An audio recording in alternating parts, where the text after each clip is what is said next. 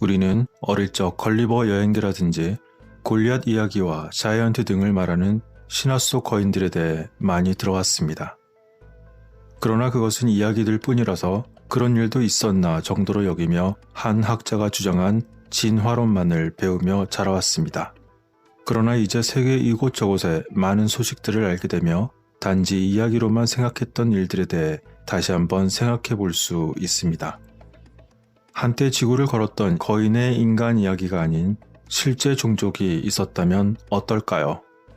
이것은 단지 덩치가 크고 키가 큰 사람들을 의미하는 것이 아닙니다. 그것은 우리가 배워왔던 상식에 비춰볼 땐 참으로 매우 이상한 이론이며 그 증거를 보기 전까지는 처음 들었을 때 당연히 코웃음을 칠 만한 이론입니다. 그러나 오래된 신문에서 보고된 거대한 미라의 이미지나 기타 몇 가지 내용들로 인해 현대인들보다 앞선 잃어버린 거인 종족을 떠올리게 하기도 합니다.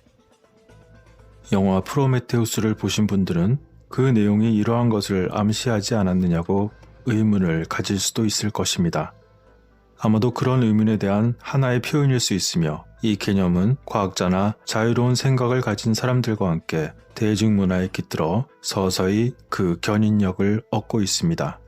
네피림으로 알려진 거인 종족을 언급하는 성경에서부터 신과 같은 거대 인간 종족이 어두운 평원에서 문명의 지식을 되찾았다는 고대 문화의 믿음까지 선사시대의 거인에 대한 언급은 고대 세계의 모든 곳에 있는 것 같습니다. 이러한 의미는 실제로 많은 문화와 종교가 오랫동안 거인과 함께 그것이 유지되어 왔다는 것을 보여주는 듯합니다. 오늘의 영상은 그 이론이 맞고 틀리고를 떠나 소위 증거 중 일부가 상당히 흥미롭다는 것에 그 초점을 두고 바라보겠습니다. 일반적으로 많은 고대 유적이나 문서에서 등장하는 덩치가 크고 키가 큰 사람은 일반적인 사람들의 눈으로 볼 때 약간의 신처럼 보입니다.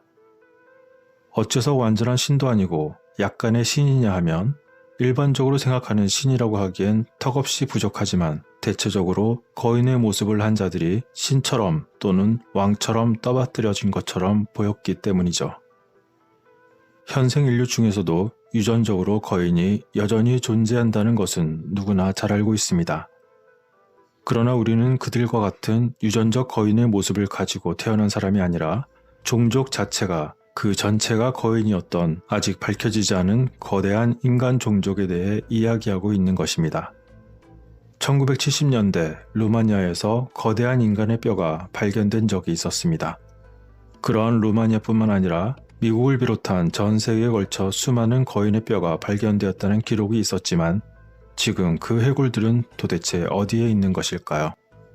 그러나 최근에는 그것이 발견되었다는 소식을 접하기가 매우 어려우며 과거 발굴에서 나온 오래된 뼈조차 미스테리하게 사라지고 말았습니다. 그러한 거대한 해골이 1800년대 후반에 미국 전역에서 발견되었다는 매우 신뢰할 수 있는 문서화된 증거가 있습니다. 뉴 잉글랜드에서는 고대 고분에서 발굴된 해골의 키가 약 10피트 정도로 측정되었습니다. 당시 저명했던 한 신문은 이러한 발견을 보도했는데 그것은 기사의 내용이 거짓일 확률을 현저하게 낮춰주고 있습니다.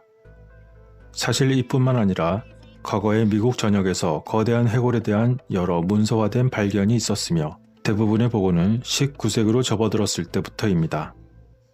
사르데냐 전역의 무덤에서 거인의 뼈가 발견되었다는 증거도 있었는데 이것은 거인의 신비라고 불리는 TV의 금지된 역사 에피소드에서 다뤄지기도 했습니다. 그런데 이것은 당시 주목받는 과학자들의 공상에 불과한 생각이었을까요? 아니면 당시에 그들은 간단한 측정 방법조차 몰랐기 때문에 생겼던 오류였을까요? 한편 거대한 인간형 뼈는 다른 나라에서도 발견되었습니다. 예를 들어 앞서 잠시 언급했던 루마니아에서는 1970년대까지만 해도 거대한 인간의 유해가 발굴되었다는 보고가 많습니다. 여기에는 그 키가 무려 16피트, 즉 약 4.87m에 달하는 것으로 보고된 것들도 포함됩니다. 당시 측정된 것 중 일부는 다리 뼈의 길이만 182cm인 것도 있었습니다. 특정한 사람들을 빼고는 길어봐야 평균 90cm도 안 됩니다. 그리고 미국 위스콘신에서 발견된 그러한 것들과 관련한 18개의 뼈들 중 약 110년 전 거대하고 이상한 해골 머리에 특징이 있는 것이 발견되었을 때 과학자들은 충격을 받았습니다. 당시 델라반 호수의 발굴 현장은 벨로이트 칼리지가 감독했으며 8세기 우드랜드 문화의 고전적인 상징으로 판명된 약 200개 이상의 인공의 고분이 포함됩니다. 그러나 1912년 5월에 발견된 그 엄청난 크기의 해골과 길쭉한 두개골은 일반적으로 교과서에 나오는 표준의 범위에서 한참 어긋나 있었습니다. 그들은 거대했습니다. 이들은 평범한 인간형 종족이 아니었습니다. 1912년 5월 4일 뉴욕타임즈에 처음 보고된 피터슨 형제가 위스콘신 남서부에서 발견한 약 18개의 해골은 몇 가지 이상하고 기이한 특징을 보였습니다.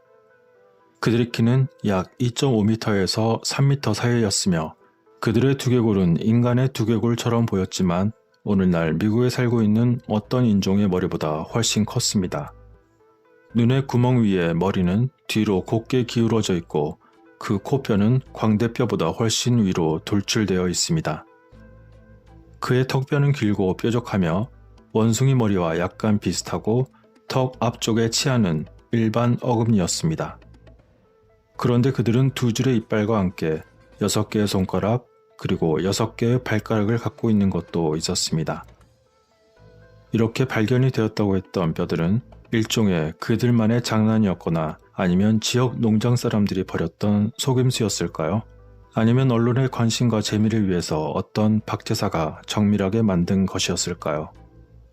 그러나 1912년 5월에 델라반 호수의 발견물들은 1851년부터 현재까지 지역 신문에 보도된 수십 개의 그 유사한 발견들 중 하나일 뿐입니다. 게다가 그것은 위스콘신에서 발견된 최초의 거대한 해골도 아니었습니다. 1891년 8월 10일 뉴욕타임즈는 스미스소니언 연구소의 과학자들이 위스콘신주 메디슨 근처의 밀스 요새에서 여러 개의 거대한 피라미드의 기념물을 발견했다고 보도했습니다. 메디슨 지역은 고대 약 20만 명 이상의 인구가 밀집한 중심지였다고 타임지는 언급했습니다. 당시 땅을 파던 중 요새 아즈텔란이라고 이름이 지어진 정교한 방어 시스템을 발견하기도 했다고 전했으며 오하이오와 인디아나의 유명한 고분조차 크기, 디자인 또는 건축 기술 면에서 이 거대하고 신비한 지구의 기념물과 비교할 수 없습니다. 라고 타임지가 전하기도 했습니다. 그 후 1897년 12월 20일 더 타임즈에서는 위스콘신주 메이플 크릭에서 발견된 3개의 큰 고문에 대한 보고서를 이어갔습니다. 그 보고서에서는 그 안에서 거대한 크기의 남자 해골이 발견되었으며 뼈는 머리부터 발끝까지 약 2.75m로 측정되었고 그 보존 상태가 매우 양호했다고 합니다. 두개골은 크기가 너무도 컸으며 곧게 단련된 구리 막대와 더불어 기타 유물이 뼈 근처에 놓여 있었다는 것이죠. 또한 그렇게 거대한 종족의 해골은 약 100년 이상 동안 미국 중서부주 전역에서 매우 정기적으로 발견되었다고 합니다. 거인족은 미네소타, 아이오와 일리노이, 오하이오, 켄터키, 뉴욕 등에서 발견되었으며 그들의 매장지는 앞서 잠시 언급한 인공의 고분들과도 매우 유사한 장소에서 발견되었다고 합니다. 그 고분 전설에 대한 역사의 흐름은 추정치로서 대략 기원전 4000년부터 기원 후 약 16년까지 걸쳐 있으며 이는 현재 공식적으로 인정하고 있는 부분에 한정한다면 고대 이집트를 포함한 그 모든 왕조의 역사들보다 더 긴 기간입니다. 현재 이 기간 동안 북아메리카에 살았던 사람들에 대한 적절한 역사적 이해가 있다고 생각하는 학계의 보편적인 그리고 공식적인 합의가 있습니다. 그렇지만 델라반 호수에서 발견된 것과 같은 특별한 발견에 대한 오랜 기록은 학계의 공식적 합의가 맞지 않음을 시사하고 있습니다. 그렇다면 이제 음모론적 측면에서 바라본다면 이 역사적 발견에 대한 거대한 은폐가 있었던 것일까요? 어찌된 일인지 미국의 자연사 박물관에 이처럼 이미 발굴되었음에도 불구하고 거대한 아메리카 원주민의 해골이 공개적으로 전시되지 않는 이유는 과연 무엇일까요? 그러나 사람들은 일부 고분의 해골이 확실히 전시되어 있다고 합니다.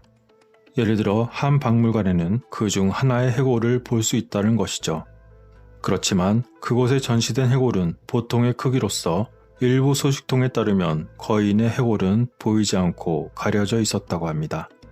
특히 스미스소니언 연구소는 이 거대한 뼈에 대한 이야기를 숨기고 거대한 해골을 가두어두려는 의도적인 노력을 기울였다는 비판을 받기도 했습니다.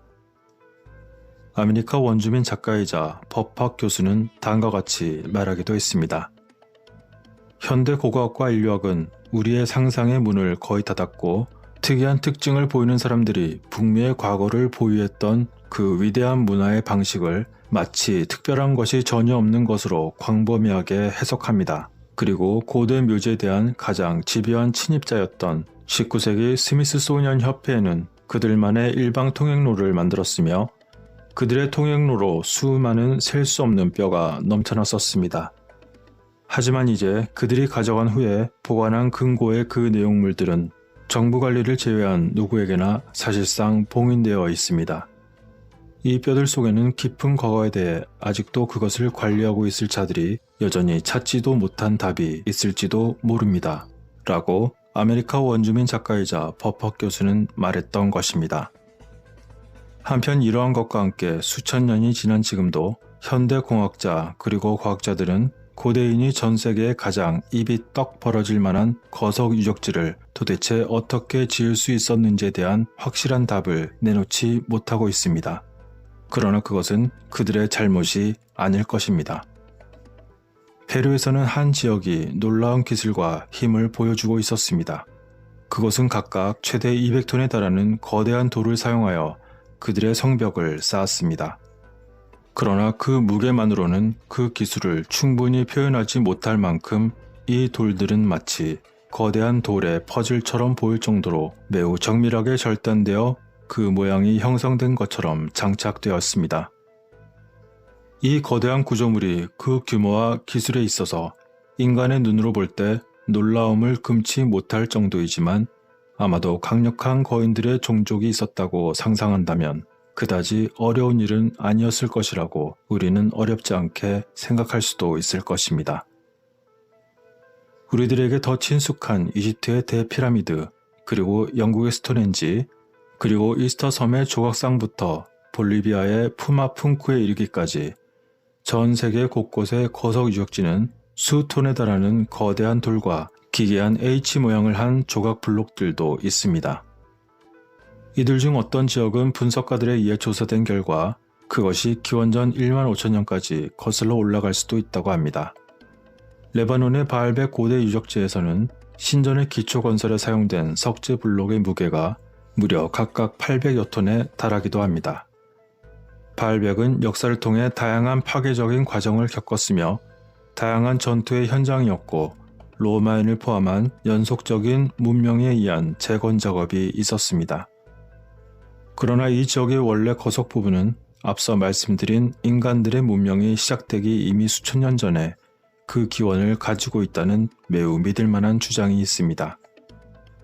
바알벡이 기록된 역사에 대한 우리의 현재 이해가 소위 공룡의 선사시대라고 말하는 지구의 역사에서 잊혀졌던 그 시간으로 다시 되돌아갈 수 있을까요?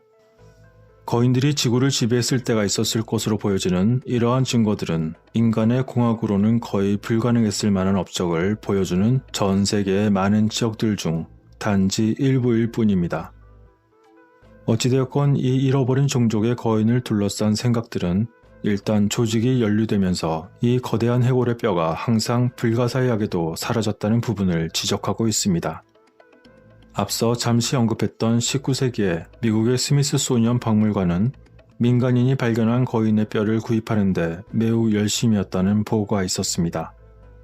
샤르데냐에서도 비슷한 이야기가 있는데 당시 농부들이 거대한 뼈와 이빨을 발견하고 그것을 당국에 넘겨주었지만 그들은 그 이후 더 이상 아무런 소식도 듣지 못했다고 합니다.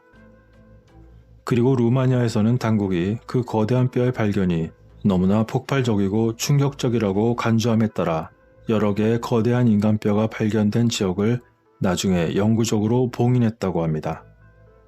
한편 과학자들이 네안데르탈인 및 현생 인류와 함께 존재했던 데니소바인으로 알려진 다른 인종을 마침내 인정한 것은 불과 10여 년 전이었습니다. 시베리아의 얼어붙은 동굴에서 발견된 이 인간 종족은 그 덩치가 큰 것으로 생각되지는 않았지만 그들은 거대한 이빨을 가지고 있었습니다. 하지만 이번엔 재밌게도 데니소바인에게서 발견된 것은 작은 완두콩 크기의 손가락 뼈 조각과 과학자들에게 제공된 것은 한 조각의 DNA뿐이었습니다. 그럼에도 이것은 알려지지 않은 인간 종족이라는 것을 마침내 확실하게 말했던 것이죠. 그리고 불과 몇 년 전에 과학자들은 또 다른 새로운 인간종인 호모 날레디라는 남아프리카에 살았던 원숭이 같은 어깨를 가진 작은 뇌의 사람들을 발표했습니다. 만일 거대한 뼈에 대한 것이 소리 소문 없이 묻혀버리지 않고 이처럼 공개적으로 발표됐다면 어땠을까요? 어찌되었건 앞으로도 누군가가 현대과학이 무시할 수 없을 만큼 큰 뼈나 거대한 어금니를 찾는 것은 아마도 시간 문제가 될 수도 있습니다. 그것은 과학자들이 인간 종족의 가계도에서 새로운 줄기를 추구하는 것에 대해 관심을 가진과 동시에 그 어떤 외부적인 방해도 없다고 가정할 수 있을 때가 아닐까요? 만약 그럴 때를 대비해 이 거인 종족에 대한 이름을 미리 지어보시는 것은 어떨까요? 오늘의 영상은 여기서 마치겠습니다. 끝까지 시청해주신 분들께 깊은 감사를 드립니다.